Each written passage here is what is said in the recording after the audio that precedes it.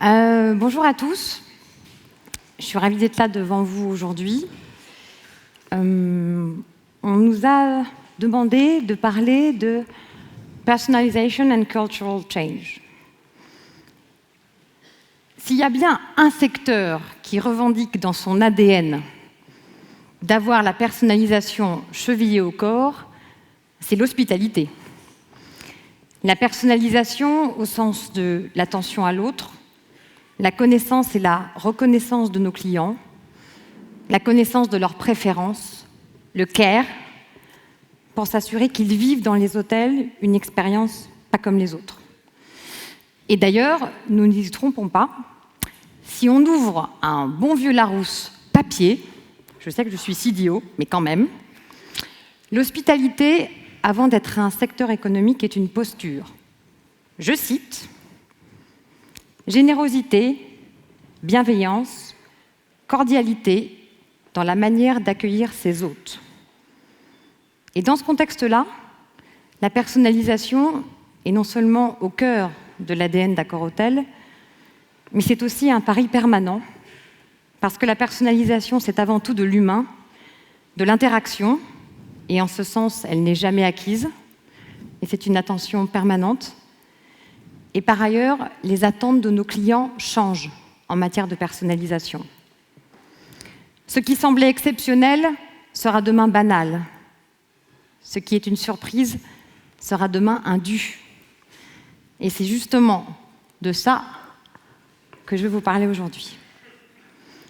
Alors, pourquoi Accor-Hôtel s'investit aussi fortement dans la personnalisation?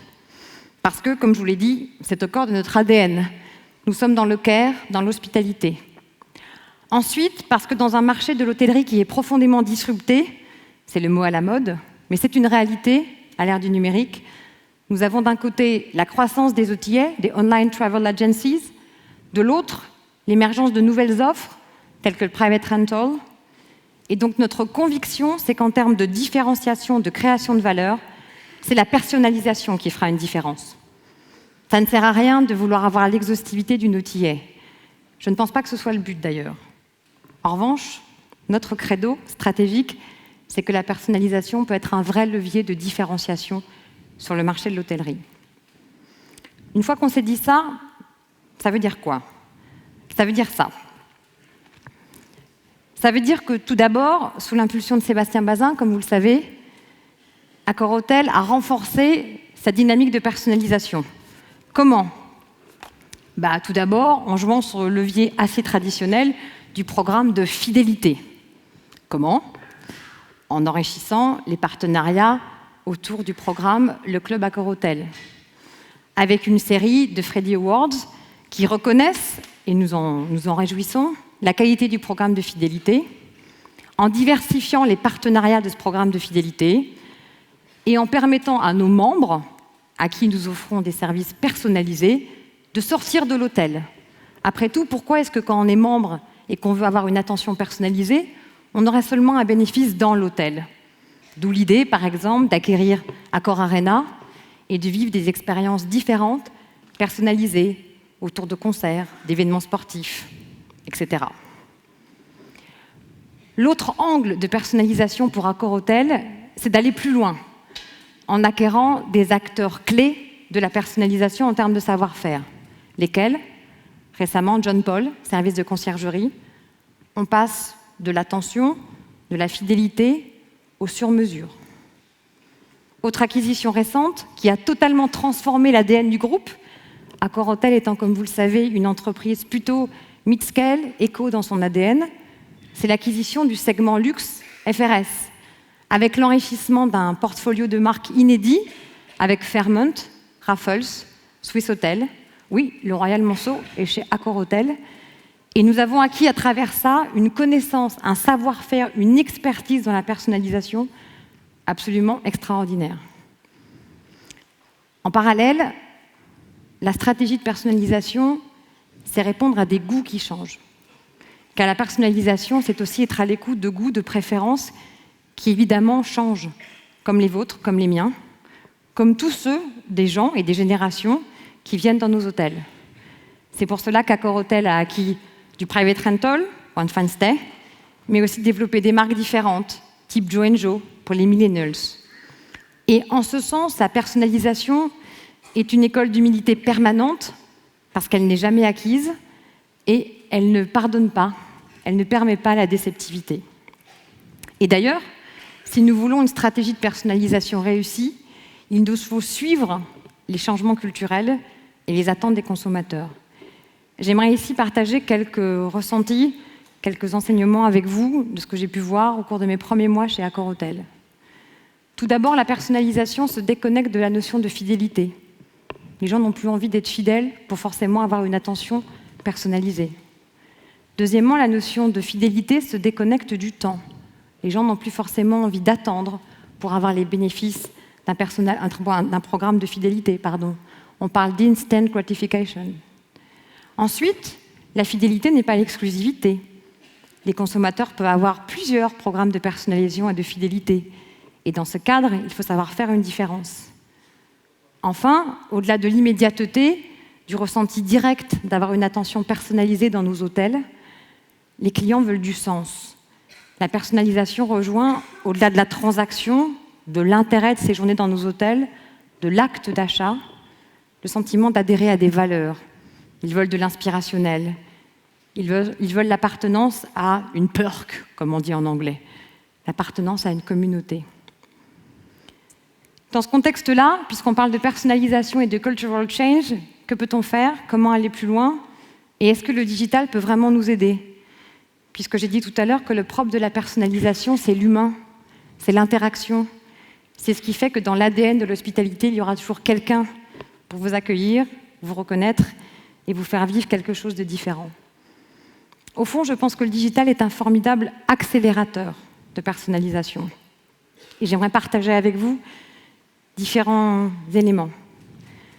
Le premier, c'est que c'est un formidable outil de suivi de ce que disent nos clients en temps réel, et donc de personnalisation.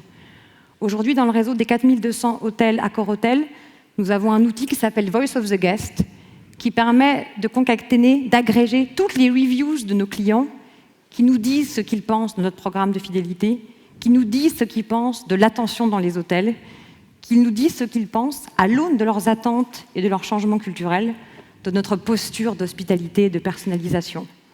C'est un outil de management profond et c'est un outil qui met le client au centre. Dans cette même logique, la personnalisation, c'est aussi notre manière de travailler demain dans de nouveaux services. Co-design, UX design, s'assurer que nos interfaces répondent aux attentes du client et à l'usage. Vous le savez, les pure players utilisent 2 métriques, et j'aime bien les rappeler. Le premier, c'est sur le produit, est-ce qu'il est utilisé? Et deuxièmement, qu'en disent les clients? Est-ce que ça répond à une attente? Et donc la transformation culturelle d'Accor-Hôtel, c'est de renforcer ce cœur de métier qu'est la personnalisation, en saisissant aussi le digital comme levier et accélérateur. Dans ce cadre, la personnalisation, c'est aussi un outil assez fort qu'on est en train de développer, qui s'appelle ACDC, Accor Customer Digital Card. Qu'est-ce qu'ACDC? ACDC, c'est le déploiement d'une base de connaissances de nos préférences de clients à l'échelle mondiale. Je vais savoir que vous préférez le thé vert, que vous voulez une chambre plutôt éloignée de l'ascenseur, au calme, en étage élevé. Je vais connaître votre historique dans nos précédents hôtels et je vais avoir les moyens de vous faire plaisir parce que je saurai vous connaître, vous reconnaître et enrichir l'expérience client. C'est un élément essentiel et c'est aussi un puissant outil d'attachement interne de nos salariés qui, parce qu'ils ont la personnalisation au cœur, se sentent avoir les moyens, parce qu'ils ont accès à la data, de rendre de manière encore plus performante cet acte de personnalisation. La suite, c'est quoi? Parce que là, j'ai fini. D'accord. La suite, c'est quoi? C'est continuer à aller plus loin, avec par exemple des acquisitions qui font rêver, type Orient Express. Bon, bien sûr, j'avoue, je suis cheminote première langue, mais j'espère bien que l'acquisition de l'Orient Express va concourir à enrichir la personnalisation, faire du rêve, de l'exceptionnel, de l'inédit. Mais inversement, notre stratégie de personnalisation, c'est 2 choses. La première, c'est ancrer l'hôtel au cœur de la ville. C'est-à-dire paradoxalement ne plus faire de la personnalisation un levier exceptionnel, mais un levier du quotidien. Et c'est dans ce cadre qu'Accor Hôtel est en train de développer des communautés de vie autour des hôtels, où les hôtels vont être des life companions qui vont apporter des livraisons, de la réception de paquets, de l'impression de tickets, du dressing, du pressing, l'idée de pouvoir accéder à des infrastructures de fitness. Bref, les hôtels vont être au cœur de la ville et vont être des leviers de personnalisation au service du quotidien des gens. Le dernier point, je voudrais finir là-dessus, et pardon d'avoir débordé. La personnalisation, c'est un sujet aussi un peu sérieux.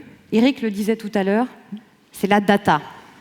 Et en termes de cultural change, je pense que tout ce qui se passe aujourd'hui sur la data rejoint directement nos enjeux de société autour de la personnalisation.